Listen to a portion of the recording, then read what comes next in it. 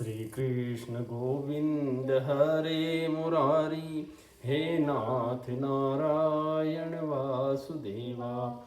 श्री कृष्ण गोविंद हरे मुरारी, हे नाथ नारायण वासुदेवा। हे नाथ नारायण वासुदेवा, हे नाथ नारायण वासुदेवा। श्रीमद्भागवत षष्ठ स्कंद अथ द्वादशोऽध्याय। वृत्तासुर का वध। ऋषिरुवाच एवं जिहासुर्नृप देहमाजो मृत्युं वरं विजयान् मन्यवानः शूलं प्रग्रहायाभ्यपतत सुरेन्द्रं यथा महापुरुष कैटभोप्सु। ततो युगान्तग्निकठोरजिह्व मा विद्य शूलं तरसा सुरेन्द्रः। क्षिप्त्वा महेन्द्राय विनद्य वीरो हतोऽसि पापेति रुषा जगाद। खापतत विचलदग्रहोत्लक् निरीक्ष्य दुष्प्रेक्ष्य मजात विक्लवः। व्रजेन व्रजी शतपर्वणान् छिन्नद भुजं च तस्योरगराज भोगं। छिन्नैकबाहु परिघेण वृत्तः संरब्धासादिगृहीत वज्रं। हनोत्तटाडेन्द्र मथामरेभं वज्रं च हस्तान्यपतन्मघोनः। वृत्तस्य कर्मातिमहाद्भुतं तत् सुरासुराश्चारणसिद्धसङ्घा।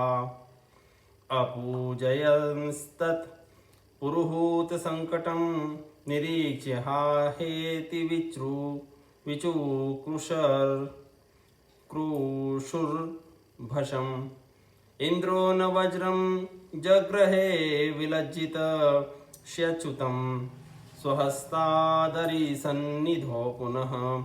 तमाह वृत्तो हरात् वज्रो जहि स्वशत्रुं न विषाद कालः।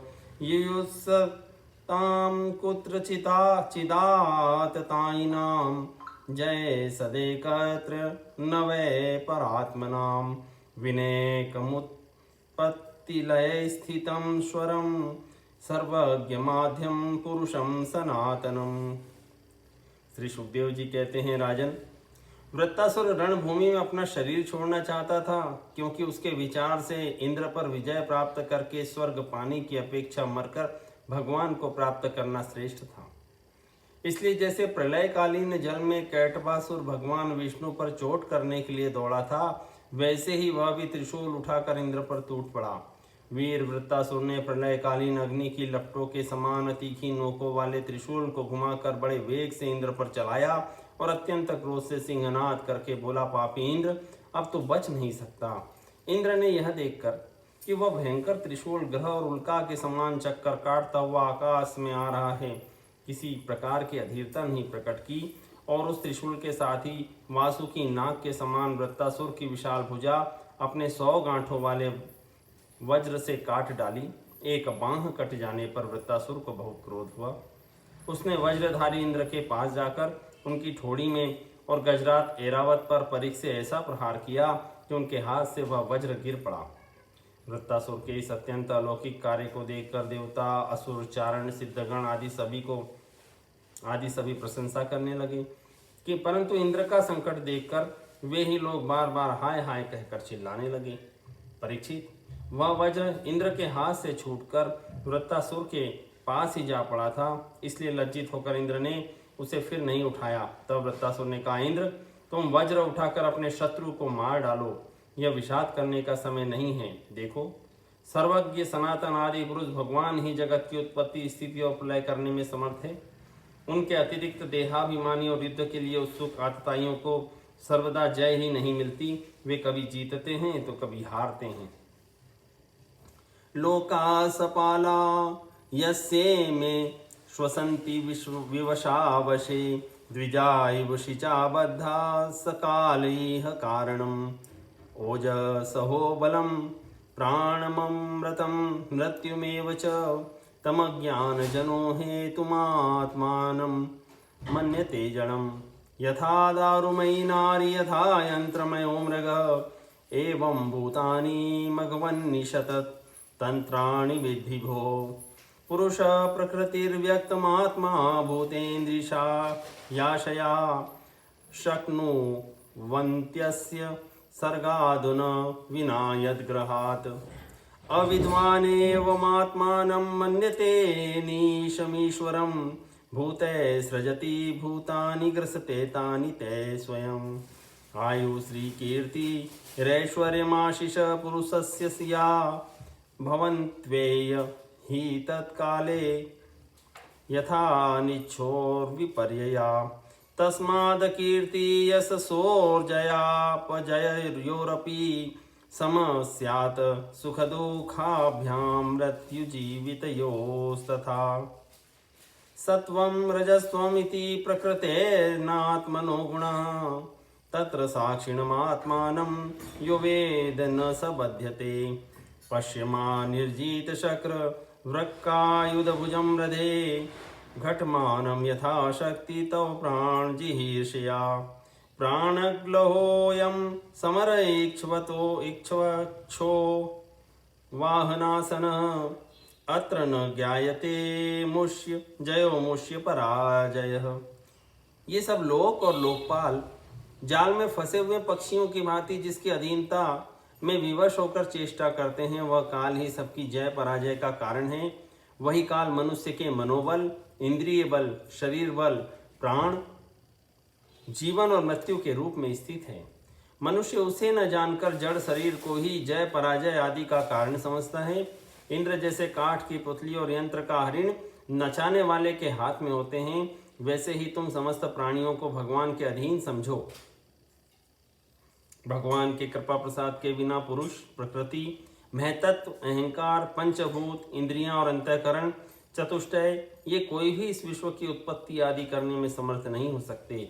जिसे इस बात का पता नहीं है कि भगवान ही सबका नियंत्रण करते हैं, वही इस परतंत्र जीव को स्वतंत्र करता भोक्ता मान बैठता है। वस्तुतः स्वयं भगवान ही प्राणियों के द्वारा प्राणियों की रचना और उन्हीं के द्वारा उनका संहार करते हैं। जिस प्रकार इच्छा न होने पर भी समय विपरीत होने से मनुष्य को मृत्यु और अपयश आदि प्राप्त होते हैं, वैसे ही समय की अनुकूलता होने पर, इच्छा न होने पर भी उसे आयु, लक्ष्मी, यश और ऐश्वर्य आदि भोग भी मिल जाते हैं।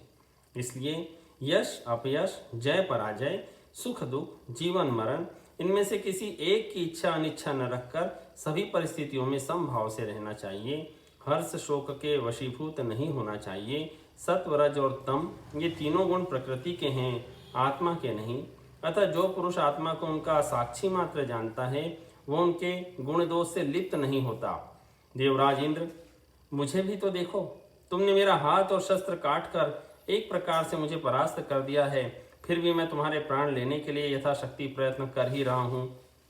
यह युद्ध क्या है? एक जुए का खेल। इसमें प्राण की बाजी लगती है, बाणों के पासे डाले जाते हैं और वाहन ही चौसर है।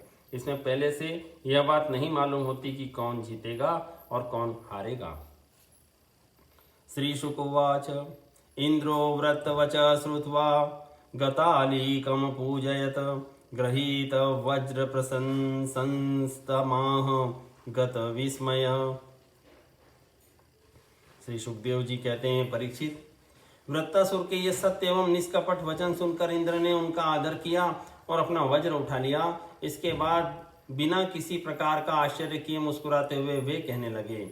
इंद्र उवाच अहो दानव सिद्धोसी यस्य ते मतिरीदृशी भक्त सर्वात्मनात्मानं सुहृदं जगदीश्वरं भवान् तार्षीन्मायां वै विष्णवीं जनमोहिनीं यद्विहायासुरं भावं महापुरुषतां गतः खल्विदं महदाश्चर्यं यद्रज प्रकृतेस्तव वासुदेवे भगवती सत्त्वात्मनि दृढामतिः यस्य भक्तिर्भगवती हरो निःश्रेय सेश्वरे विक्रीडतो मृतां बोधो किं क्षुद्रे घातकोदके।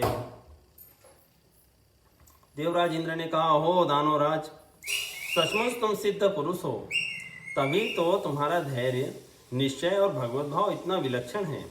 तुमने समस्त प्राणियों के सूरज आत्म स्वरूप जगदीश्वर की अनन्य भाव से भक्ति की है। अवश्य ही तुम लोगों को मोहित करने वाली भगवान की माया को पार कर गए हो, तभी तो तुम असुरोचित भाव छोड़कर महापुरुष हो गए हो। अवश्य ही यह बड़े आश्चर्य की बात है कि तुम रजोगुणी प्रकृति के हो, तो भी विशुद्ध सत्व स्वरूप भगवान वासुदेव में तुम्हारी बुद्धि दृढ़ता से लगी हुई है। जो परम कल्याण के स्वामी भगवान श्री हरि के चरणों में प्रेम में भक्ति भाव रखता है, उसे जगत के भोगों की क्या आवश्यकता है। जो अमृत के समुद्र में विहार कर रहा है, उसे क्षुद्र गड्ढों के जल से प्रयोजन ही क्या हो सकता है। श्री शुकोवाच इति ब्रुवाणा वन्योन्यम धर्म जिज्ञासया नृप युधाते महावीर्या विन्द्रवृत्तो युधाम्पति आविध्य परिघं वृत्तः काष्णाय समन्द्रिन्दम् इंद्राय प्राहिणोद घोरं वामहस्तेन मारिष स तु वृत्तस्य परिघं करं च करभोपमं विच्छेद युगपददेवो व्रजेण शतपर्वणां दोर्भ्यामुत्कृतमूलाभ्यां बभो रक्तस्रवोऽसुरः छिन्नपक्षो यथा गोत्र खादभ्रष्टो वज्रिणास्ततः। श्री सुखदेव जी कहते हैं, परीक्षित, इस प्रकार योद्धाओं में श्रेष्ठ महापराक्रमी देवराज इंद्र और वृत्तासुर धर्म का तत्व जानने की अभिलाषा से एक दूसरे के साथ बातचीत करते हुए आपस में युद्ध करने लगे। राजा नव शत्रुसूदन वृत्तासुर ने बाएं हाथ से फौलाद का बना हुआ एक बहुत बड़ा भयावना परिघ उठाकर आकाश में घुमाया और उससे इंद्र पर प्रहार किया, किंतु देवराज इंद्र ने वृत्तासुर का वह परिघ तथा हाथी की सूंड के समान लंबी भुजा अपने 100 गांठों वाले वज्र से एक साथ ही काट गिराई। जड़ से दोनों भुजाओं के कट जाने पर वृत्तासुर के बाएं और दाएं दोनों कंधों से खून की धारा बहने लगी। इस समय वह ऐसा जान पड़ा मानो इंद्र के वज्र की चोट से पंख कट जाने पर कोई पर्वत ही आकाश से गिरा हो। कृत्वाधरां हनुं भूमो दैत्यो दिव्युत्तरां हनुं नभो गंभीरवक्त्रेण लेलिहोल्बण जिह्वया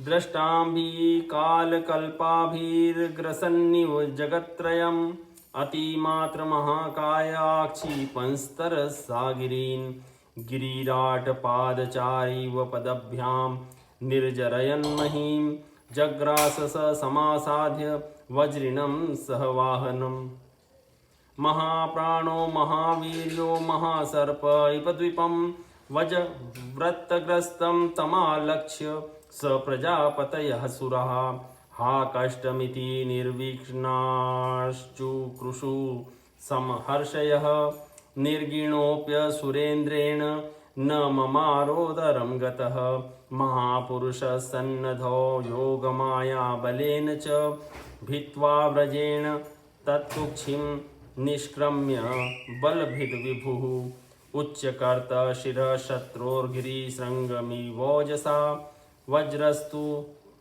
तत्कन्धरमाशुवेगः कृतन समन्तात् परिवर्तमानः न्यपातयत तावदहर्गणेन यो ज्योतिषामयने वार्त्यहत्ये तदा चखे दुन्दुभयो विनेदुर्गन्धर्वसिद्धा संहर्षि संघा वार्त्रघ्नलिङ्गैस्तमभीष्टुवान् मन्त्रैर्मुदा कुसुमैरभ्यवर्षन् वृत्तस्य देहा निष्क्रान्तमात्मर्ज्योतिररिन्दं पश्यतां सर्वलोकानां लोकं समपद्यत। अब पैरों से चलने फिरने वाले पर्वतराज के समान अत्यंत दीर्घकाय वृत्तासुर ने अपनी ठोड़ी को धरती से और ऊपर के होठ को स्वर्ग से लगाया और आकाश के समान गहरे मुंह, सांप के समान भयावनी जीव और मृत्यु के समान कराल दाढ़ों से मानो त्रिलोकी को निगलता अपने पैरों की चोट से पृथ्वी को रौंदता और प्रबल वेग से पर्वतों को उलटता पलटता वह इंद्र के पास आया और उन्हें उनके वाहन ऐरावत हाथी के सहित इस प्रकार लील गया जैसे कोई परम पराक्रमी और अत्यंत बलवान अजगर हाथी को निकल जाए। प्रजापतियों और महर्षियों के साथ देवताओं ने जब देखा कि वृत्तासुर इंद्र को निकल गया, तब तो वे अत्यंत दुखी हो गए तथा हाय हाय बड़ा अनर्थ हो गया यूं कहकर विलाप करने लगे। बल दैत्य का संहार करने वाले देवराज इंद्र ने महापुरुष विद्या नारायण कवच से अपने को सुरक्षित कर रखा था और उनके पास योग माया का बल था ही, इसलिए वृत्तासुर के निगल लेने पर उसके पेट में पहुंचकर भी वे मरे नहीं। उन्होंने अपने वज्र से उसकी कोख फाड़ डाली और उसके पेट से निकलकर बड़े वेग से उसका पर्वत शिखर के समान ऊंचा सिर काट डाला। सूर्य आदि ग्रहों की उत्तरायण दक्षिणायन रूप गति में जितना समय लगता है, उतने दिनों में अर्थात 1 वर्ष में वृत्तवत का योग उपस्थित होने पर घूमते हुए उस तीव्र वेगशाली वज्र ने उसकी गर्दन को सब ओर से काट कर भूमि पर गिरा दिया। उस समय आकाश में दुंदुभियां बजने लगी। महर्षियों के साथ गंधर्व सिद्ध और वृत्रघाती इंद्र का पराक्रम सूचित करने वाले मंत्रों से उनकी स्तुति करके बड़े आनंद के साथ उन पर पुष्पों की वर्षा करने लगे। शत्रु दमन परीक्षित उस समय वृत्तासुर के शरीर से उसकी आत्मज्योति बाहर निकली और इंद्र आदि सब लोगों के देखते देखते सर्वलोकातीत भगवान के स्वरूप में लीन हो गई। इति श्रीमद्भागवते महापुराणे पारमहंस्यां संहितायां षष्ठ स्कंधे वृत्तवधो नाम द्वादशोऽध्याय सम्पूर्णम्।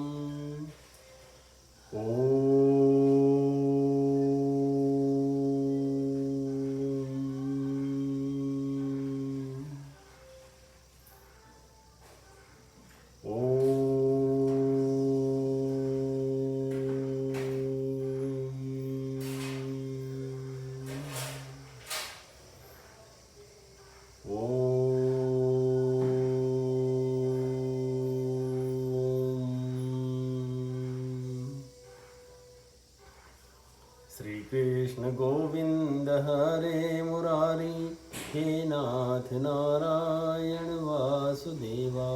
श्री कृष्ण गोविंद हरे मुरारी, हे नाथ नारायण वासुदेवा। हे नाथ नारायण वासुदेवा, हे नाथ नारायण वासुदेवा।